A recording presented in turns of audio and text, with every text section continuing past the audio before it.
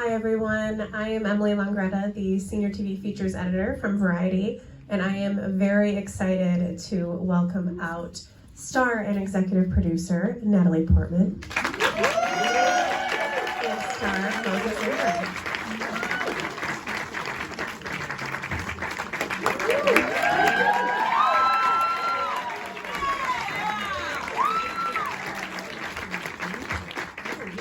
Amped up, I love it. How did you guys like the episode? Was everyone enjoying it? Yes. I want to start. We had a discussion earlier as well, and I'm curious how you guys feel doing it this time around with everybody watching. What is your kind of feeling when you're looking at these people that just watched this final episode? I'm so grateful that you all came out on a Monday night after the holidays to spend this time with us and spend your time with our work. Thank you.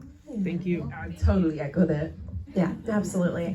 Let's kind of start at the beginning here and how this project came to each of you, because obviously it's based on a book, but when did it get delivered to you?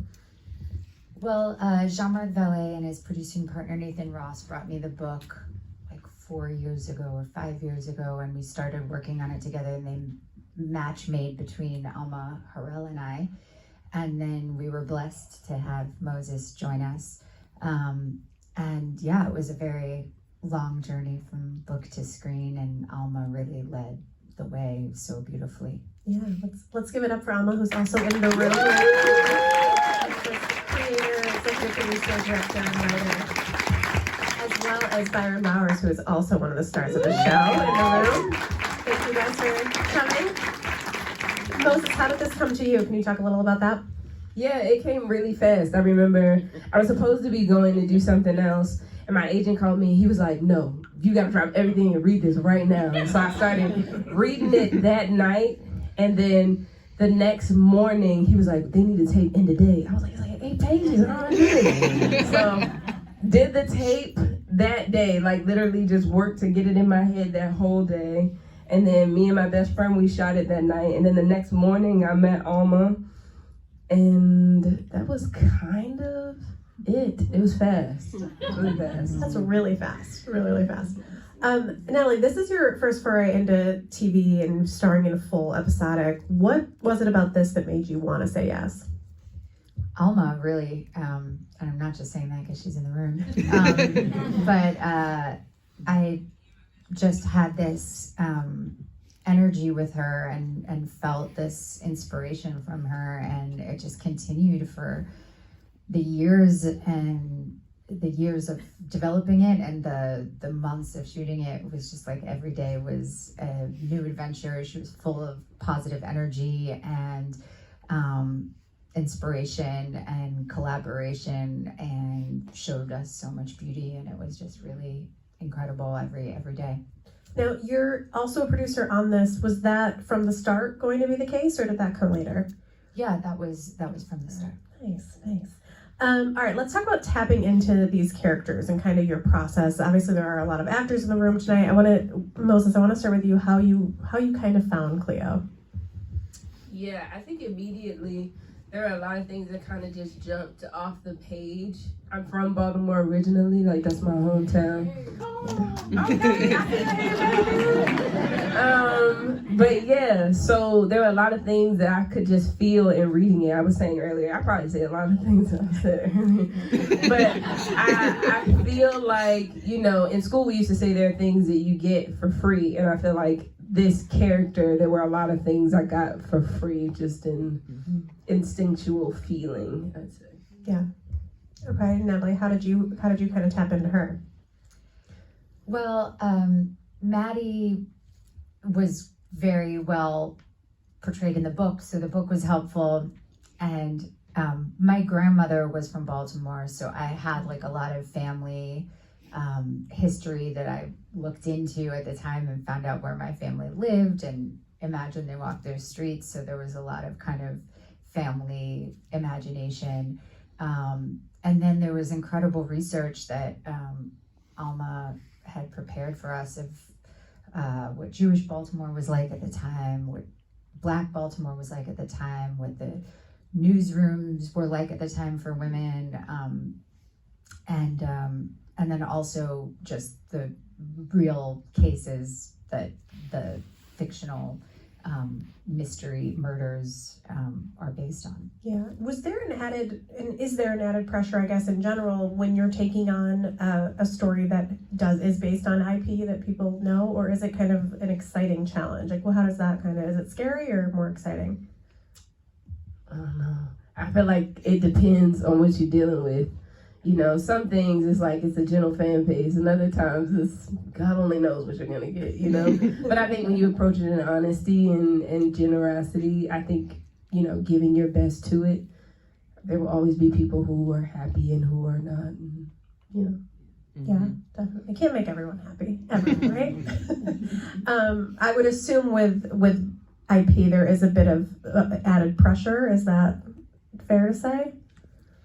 Absolutely, but I think we were really lucky with Laura Lippman that she gave a lot of freedom and she wasn't very precious about having to be exactly faithful to the book. So, you know, Alma really expanded on what the book started, and I think particularly with Cleo and Moses was really a huge part of that, of really bringing this character to such full humanity,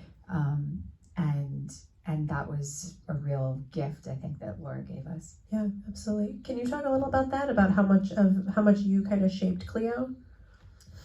I guess I never really thought about it. I think a lot of that comes from Alma and her willingness to let me be a part of the process. I think it would have been super easy for Alma, you know, the especially with the timing that was available, to just be like, you get in there, you stick it, and you make it work. But feeling like she was mine, Alma being like, well, what feels good? What feels most natural? And I think it makes for a better, I hate to call it a product, but yes, in the end. Yeah, absolutely. How about that dance scene? Because I would like to talk about that and how freeing it must have been. I mean, I feel like it was freeing to you, probably freeing for Cleo. Like, kind of, can you talk a little about that scene? Yeah, you know, it's really vulnerable to look anything other than what you look like. But yeah, I think for Cleo, that moment is such a real fuck you to everyone. It's like every lifeline she had, she used, and every time somebody transgressed her, she let it go, but everybody continued to take care of themselves. And I think that was the one time Cleo went out and said, I'm gonna take care of me, I'm gonna look out for me. And you know, that day, I really do feel like that day I changed. You know, we were shooting that scene, and there was a moment with the camera down. I was like dancing like with the camera, and me in the matte box just it sounded like that. It was rough, but it was cool. It's just like one of those moments where you kind of just push through and keep making it happen, and just sort of felt like at that time a metaphor for my own life. You know, you get knocked around a lot, and you have to decide whether or not you're going to keep going, you know. That's good advice. That's very good advice. Well, what was the dynamic like on set? What were the days like filming? What can you guys talk about that experience a little bit? The dynamic was super creative, super positive, the most incredible people brought together by Alma, led by Alma, and really working together as a team in a really fun way.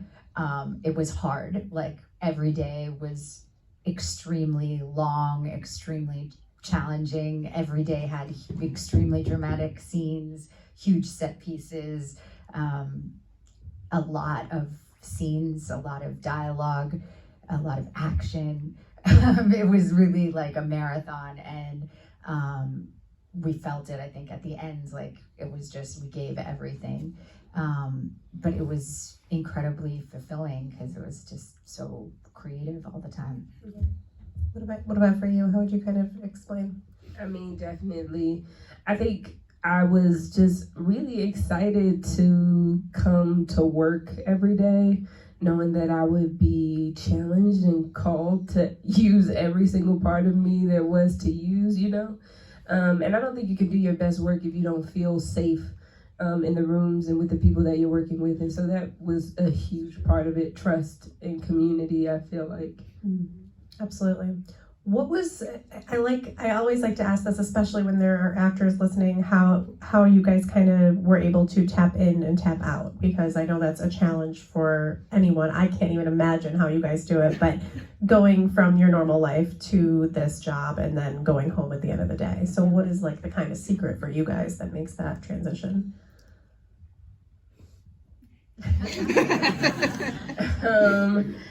For me, getting into it, music is a huge part of how I process. It really just sort of puts me right there, and I immediately can just feel the things on my skin. So like it's in the curation of the playlist, I think, is my in. And then my out, I was saying earlier, it's like, this was the first time I ever really had like any sort of feelings about coming out of anything, you know. I spent, 4 months being a mom of 2 sons, and at the end I was like, damn, I miss my kid. I ain't got no kids, but,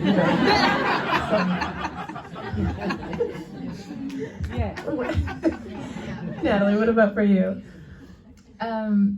Well, I love going in and out. I have to, actually, Alma would talk to me about it all the time, because she was like, I've never seen anyone that can like be laughing and making jokes and then like go into a very serious scene. But for me, it's like a way of staying loose. Like I need to kind of be able to like mess around and laugh, and like I also really need to connect to everyone I'm working with, like the crew. I feel like everyone's like heart connection is part of what I do in a scene, and sometimes if I'm not getting it from the actor I'm working with, which wasn't the case on this with anyone, but I can always like connect with like someone in the room and feel that. So to me, keeping that like between scenes connection with everyone and like light spirit is kind of necessary for my process. And then when it's time to go, I just kind of snap in. But I'm definitely not someone who needs to like just stay in a bubble or zone, but I respect people who do, because I think everyone's got their different ways. And I think getting out of it is hard. I mean, I have 2 kids, so it's kind of like necessary.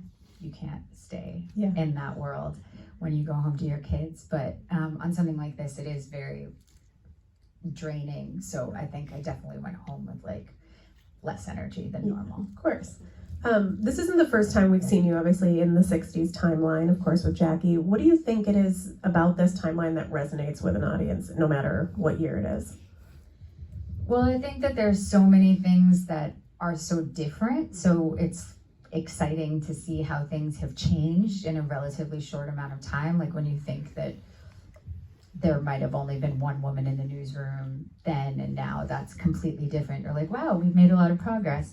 And then in other ways, I think you see it and you're like, oh wow, we're kind of in the same place. Like you see the racism, the anti-Semitism, you're like, also the inability to see a mother leaving her children to work without painting her as a monster, you're like, okay, we still have a far way to go on so many things, and this resonates in so many ways with today. Absolutely. Moses, what was the scene that stayed with you the most when you wrapped? It was definitely the dance sequence. I hate to be like super dramatic and talking about that one scene, but it really was. I feel like something shook loose in me that day. Like I just felt different about what I was doing in the world with myself after that day. So. It's so beautiful. Yeah. When I saw it the first time, because I wasn't there on the day you shot, I like gasped audibly. It's so beautiful. Yeah, it's not dramatic. That's why I asked about that specific scene. It's such a powerful scene, and so it speaks to, I think, anyone who watches. Natalie, what about you? What scene kind of stuck with you? I think the pool sequence just the image, I think, of seeing Moses on that ring of fire, like swinging her hair, like, was such like a dream image that Alma created. I don't think I'll ever forget that. Like you said, I mean, I think there are a lot of themes that unfortunately are still very relevant today. What do you hope that audiences get from this show ultimately? And while you think, I will expand a little bit. Did that change from start to finish? Because I think sometimes when you read a script or if you read the book, you kind of think one thing, but maybe as you were doing it, the message may change of what you hope others get out of it. Yeah, I think that for me, it was, and Alma, when we first talked, and this was something that I think stayed quite consistent, was kind of exploring how someone who's oppressed can also be an oppressor, and that those two things can be true at once. And that also sometimes that when you're exploring your own struggle, you can be blind to someone else's struggle right beside you. And our need to look outside ourselves. I can't honestly say that I, came in with something that I hope that people will walk away with. But I definitely came in with gratitude, deep gratitude in my heart for the opportunity to get to play on such a major stage, you know what I mean? And, I think the thing that you hope people see is your heart. You hope people see the heart of those around you. And that leads them to feeling something, So that's what I'd say. On a more general kind of scope in your careers, what makes you say yes to a project now?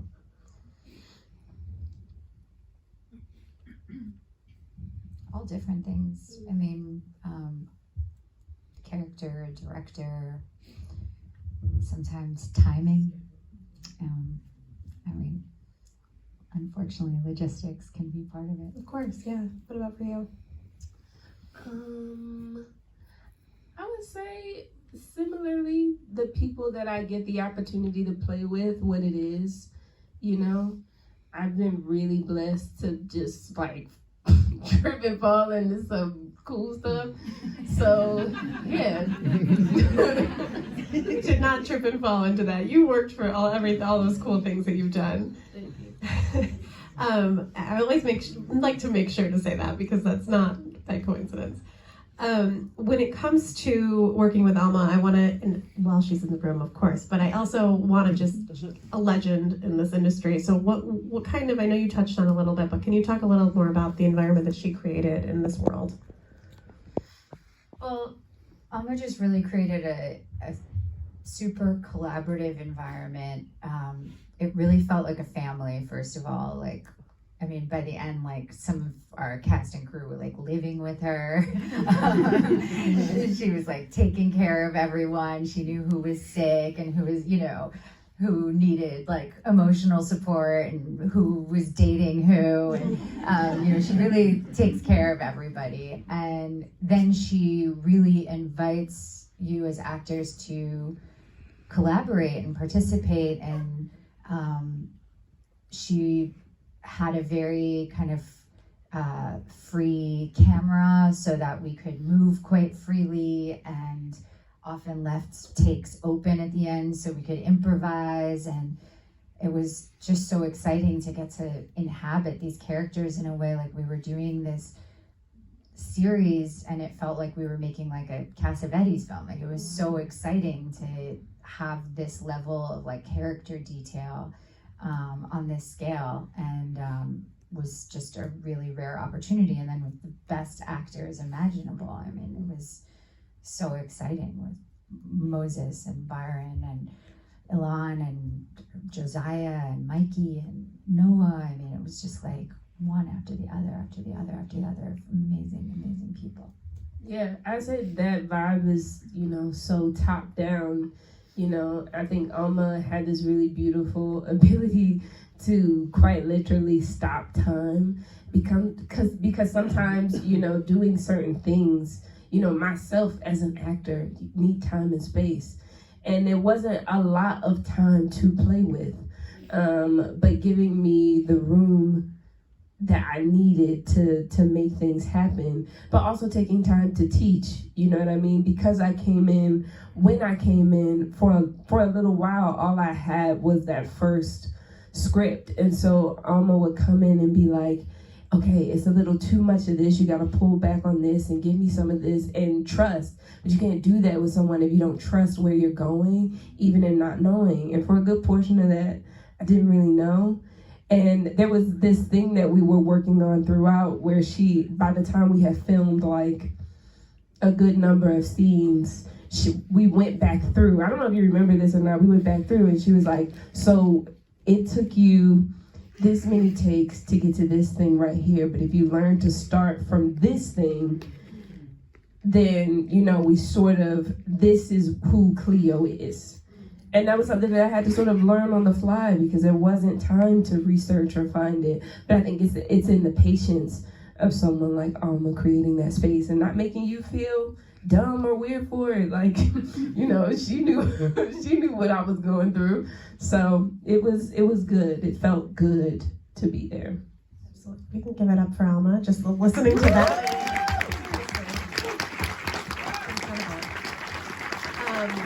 I know I asked you guys this earlier, but I think it's a fun thing to ask. What would you take from your characters and bring into your own life? A character trait. Moses, I'm going to start with you. I remember yours already. What I would take.